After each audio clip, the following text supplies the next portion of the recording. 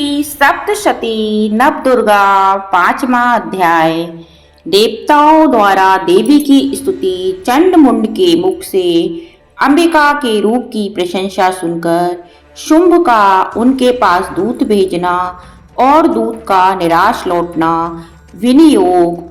ओम इस उत्तर चरित्र के रुद्र ऋषि हैं, महासरस्वती देवता हैं, अनुष्टुप छंद हैं, भीमा शक्ति हैं, भ्रामरी बीज हैं, शूर तत्व हैं और सामवेद स्वरूप हैं। महासरस्वती की प्रसन्नता के लिए उत्तर चरित्र के पाठ में इसका विनियोग किया जाता है। ध्यान। जो अपने कर कमलों में घंटा, शूल, हल, शंख, मूसल, चक्र, धनुष और वार धारण करती हैं। शरद ऋतु के शोभा संपन्न चंद्रमा के समान जिनकी मनोहर कांति है, जो तीनों लोक की आधारभूता और शुंभ आदि दैत्यों का नाश करने वाली है, तथा गौरी के शरीर से जिनका प्रकटाय हुआ है, उन महासरस्वती देवी का मैं निरंतर भजन करती हूँ।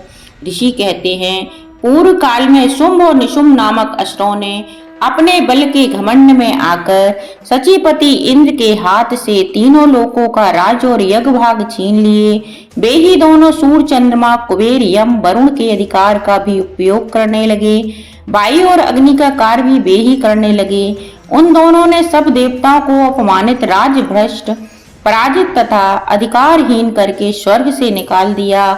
उन दोनों महान असुरों से तिरस्कृत होकर देवताओं ने अपराजिता देवी का स्मरण किया और सोचा, जगदम्बा ने हम लोगों को वर दिया था कि आपत्ति काल में स्मरण करने पर मैं तुम्हारी सब आपत्तियों का तत्काल नाश कर दूंगी। यह विचार कर देवता गिरिराज हिमालय पर गए और वहां भगवती विष्णु माया की स्तुति करने लगे। देवता बोले, देवी को नमस्कार है, महादेवी शिवा को सर्वदा नमस्कार है, प्रकृति एवं भद्रा को प्रणाम है। हम लोग नियम पूर्वक जगदम्बा को नमस्कार करते हैं, रुद्रा को नमस्कार है, नित्या गौरी एवं धात्री को बारंबार नमस्कार है, ज्योत्स्नामयी चंद्र रूपिणी एवं सुख स्वरूपा देवी को सतत प्रणाम है, शरणागतों का कल्याण करने वाली वृद्धि एवं सिद्धि रूपा देवी को हम बारंबार नमस्कार करते हैं। नेत्रांगती राक्षसों की लक्ष्मी, राजाओं की लक्ष्मी तथा सर्वांगिणी शिव पत्नी स्वरूपा आप जगदम्बा को बार बार नमस्कार है। दुर्गा पारा, दुर्गम संकट से पार उतारने वाली, सारा सबकी सारभूता, सर्व कारणी, ख्याति कृष्णा और धूमा देवी को सर्वदा नमस्कार है। अत्यंत सोम तथा अत्यंत रौद्र रूपा देवी को हम नमस्कार करते हैं, उन्हें हमारा बारंबार प्रणाम है। जगत की आधारभूता कृति देवी को बारंबार नमस्कार है। जो देवी सब प्राणियों में विष्णु माया के नाम से कही जाती हैं, उनको नमस्कार, उनको नमस्कार, उनको बारंबार नमस्कार है। जो देवी सब प्राणियों में चेतना कहलाती हैं, उनको नमस्कार, उनको नमस्कार, उनको बारंबार नमस्कार है। जो देवी सब प्राणियों में बुद्धि रूप से स्थित हैं, उनको नमस्कार है, उनको नमस्कार है, उनको बारंबार नमस्कार है। जो देवी सब प्राणियों में निंद्रा रूप से स्थित हैं, उनको नमस्कार, उनको नमस्कार, उनको बारंबार नमस्कार है। जो देवी सब प्राणियों में सुधा रूप से स्थित हैं, उनको नमस्कार, उनको नमस्कार, उनको बारंबार नमस्कार है। जो देवी सब प्राणियों में शक्ति रूप से स्थित हैं, उनको नमस्कार, उनको नमस्कार, उनको बारंबार नमस्कार है। जो देवी सब प्राणियों में तृष्णा रूप से स्थित हैं, उनको नमस्कार, उनको नमस्कार, उनको बारंबार नमस्कार है। जो देवी सब प्राणियों में शांति क्षमा रूप से स्थित हैं, उनको नमस्कार, उनको नमस्कार, उनको बारंबार नमस्कार है। जो देवी सब प्राणियों में जाति रूप से स्थित हैं, उनको नमस्कार, उनको नमस्कार, उनको बारंबार नमस्कार है। जो देवी सब प्राणियों में लज्जा रूप से स्थित हैं, उनको नमस्कार, उनको नमस्कार, उनको बारंबार नमस्कार है। जो देवी सब प्राणियों में शांति रूप से स्थित हैं, उनको नमस्कार, उनको नमस्कार, उनको बारंबार नमस्कार है। जो देवी सब प्राणियों में श्रद्धा रूप से स्थित हैं, उनको नमस्कार, उनको नमस्कार, उनको बारंबार नमस्कार है। जो देवी सब प्राणियों में कांति रूप से स्थित हैं, उनको नमस्कार, उनको नमस्कार, उनको बारंबार नमस्कार है। जो देवी सब प्राणियों में लक्ष्मी रूप से स्थित हैं, उनको नमस्कार है, उनको नमस्कार है, उनको बारंबार नमस्कार है, उनको नमस्कार है, उनको नमस्कार है। जो देवी सब प्राणियों में वृत्ति रूप से स्थित हैं, उनको नमस्कार है, उनको नमस्कार है, बारंबार नमस्कार है। जो देवी सब प्राणियों में स्मृति रूप से स्थित हैं, उनको नमस्कार है, उनको नमस्कार है, बारंबार नमस्कार है। जो देवी सब प्राणियों में दया रूप से स्थित हैं, उनको नमस्कार है, उनको नमस्कार है, बारंबार नमस्कार है। जो देवी सब प्राणियों में तुष्टि रूप से स्थित हैं, उनको नमस्कार, उनको नमस्कार, उनको बारंबार नमस्कार है। जो देवी सब प्राणियों में माता रूप से स्थित हैं, उनको नमस्कार, उनको नमस्कार, उनको बारंबार नमस्कार है। जो देवी सब प्राणियों में भ्रांति रूप से स्थित हैं, उनको नमस्कार, उनको नमस्कार, उनको बारंबार नमस्कार है। जो जीवों के इंद्रिय वर्ग की अधिष्ठात्री देवी एवं सब प्राणियों में सदा व्याप्त रहने वाली हैं, उन व्याप्ति देवी को बारंबार नमस्कार है। जो देवी चैतन्य रूप से संपूर्ण जगत को व्याप्त करके स्थित हैं, उनको नमस्कार, उनको नमस्कार, उनको बारंबार नमस्कार है।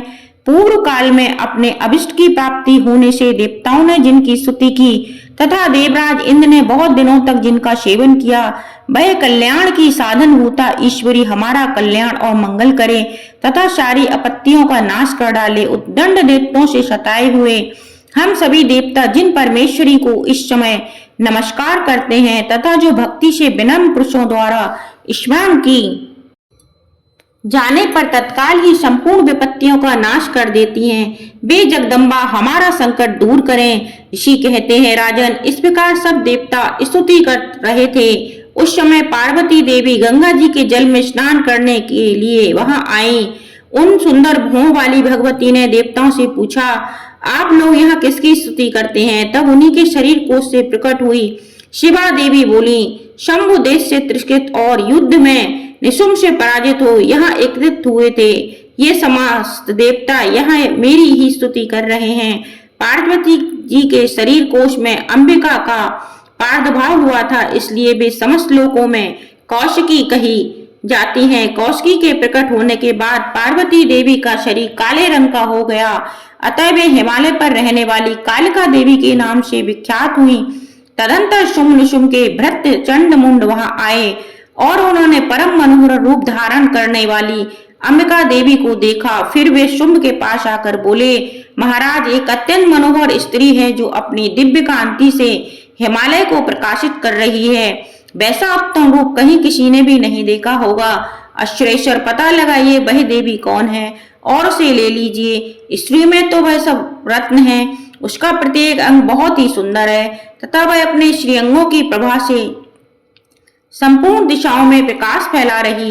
दैत्यराज, अभी वह हिमालय पर ही मौजूद है, आप उसे देख सकते हैं। प्रभु, तीनों लोकों में मणि, हाथी और घोड़े आदि जितने भी रत्न हैं, वे सब इस समय आपके घर में शोभा पाते हैं। हाथियों में रत्नभूत ऐरावत, यह पारिजात का वृक्ष और यह उच्च शोभा घोड़ा, यह सब आपने इंद्र से ले लिया है। हंसों से जुटा हुआ यह विमान भी आपके आंगन में शोभा पाता है। यह रत्नभूत अद्भुत विमान जो पहले ब्रह्मा जी के पास था, अब आपके यहाँ लाया गया। यहाँ महापद्म नामक निधि आप कुबेर से छीन लाए। समुद्र ने भी आपको किंजलिंकनी नाम की माला भेंट की है जो केसरों से सुशोभित है और जिसके कमल कभी कुम्हलाते नहीं हैं। स्वर्ण की वर्षा करने वाला वरुण का छत्र भी आपके घर में शोभा पाता है तथा यह श्रेष्ठ रथ जो पहले प्रजापति के अधिकार में था, अब आपके पास मौजूद है।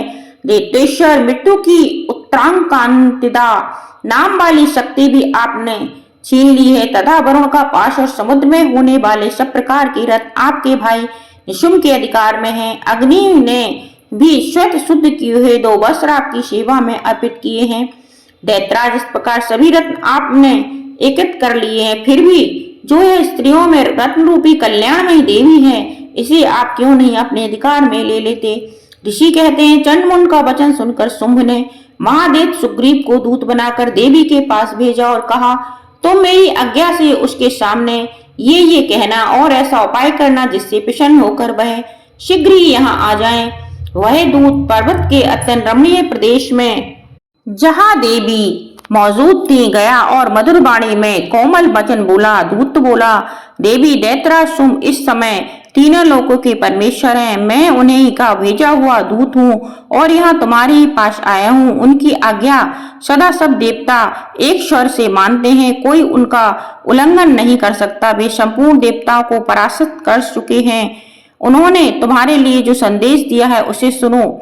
संपूर्ण त्रिलोकी मेरे अधिकार में है, देवता भी मेरी आज्ञा के अधीन चलते हैं। संपूर्ण यज्ञों के भागों को भी मैं ही पृथक पृथक भोगता हूँ। तीनों लोकों में जितने श्रेष्ठ रत्न हैं वे सब मेरे अधिकार में हैं। देवराज इंद्र का वाहन ऐरावत जो हाथियों में रत्न के समान है मैंने छीन लिया।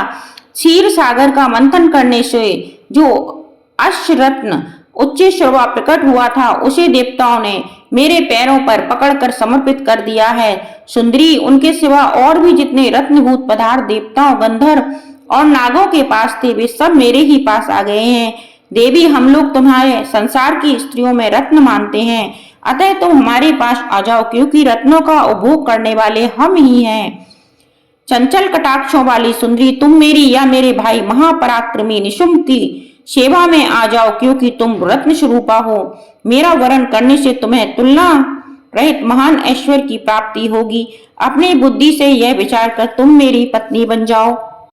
ऋषि कहते हैं, दूत के यूं कहने पर कल्याणमयी भगवती दुर्गा देवी जो इस जगत को धारण करती है मन ही मन गंभीर भाव से मुस्काई इस प्रकार बोली। देवी ने कहा, दूत, तुमने सत्य कहा है, इसमें तनिक भी मिथ्या नहीं है। शुंभ तीनों लोकों का स्वामी है और निशुंभ भी उसी के समान पराक्रमी है, किंतु इस विषय में मैंने तो प्रतिज्ञा कर ली है, उसे मिथ्या कैसे करूं। मैंने अपनी अल्प बुद्धि के कारण पहले से जो प्रतिज्ञा कर रखी है उसे सुनो। जो मुझे संग्राम में जीत लेगा, जो मेरे अभिमान को चूर्ण कर देगा तथा संसार में जो मेरा समान बलवान होगा वही मेरा स्वामी होगा। इसलिए शुंभ अथवा महादैत्य निशुंभ स्वयं ही यहाँ पधारे और मुझे जीतकर शीघ्र ही मेरा पाणी ग्रहण कर लें, इसमें विलंब की क्या आवश्यकता है। दूत बोला, देवी, तुम घमंड से भरी हो, मेरे सामने ऐसी बातें ना करो। तीनों लोकों में कौन ऐसा पुरुष है जो शुंभ निशुंभ के सामने खड़ा हो सके। देवी, अन्य दैत्यों के सामने भी सारे देवता युद्ध में नहीं ठहर सकते, फिर तुम अकेली स्त्री होकर कैसे ठहर सकती हो। जिन शुंभ आदि दैत्यों के सामने इंद्र आदि सब देवता भी युद्ध में खड़े नहीं हुए, उनके सामने तुम स्त्री होकर कैसे जाओगी। इसलिए तुम मेरे ही कहने से शुंभ निशुंभ के पास चलो। ऐसा करने से तुम्हारे गौरव की रक्षा होगी, अन्यथा सब जब केस वे पकड़कर घसीटेंगे तब तुम्हें अपनी प्रतिष्ठा खोकर जाना पड़ेगा। देवी ने कहा, तुम्हारा कहना ठीक है, शुंभ बलवान है और निशुंभ भी बड़े पराक्रमी हैं, किंतु क्या करूं, मैंने पहले बिना सोचे समझे प्रतिज्ञा कर ली है, अतः अब तुम जाओ और मैंने तुमसे जो कहा है वह सब दैत्यराज से आदर पूर्वक कहना, फिर भी जो उचित जान पड़े करें। इस प्रकार श्री मार्कंडेय पुराण में सर्वाणिक मनवंतर की कथा के अंतर्गत देवी महात्म्य में देवदूत संवाद नामक 5वां अध्याय पूरा हुआ। बोलो माँ भगवती दुर्गा की जय हो, जय हो, जय हो।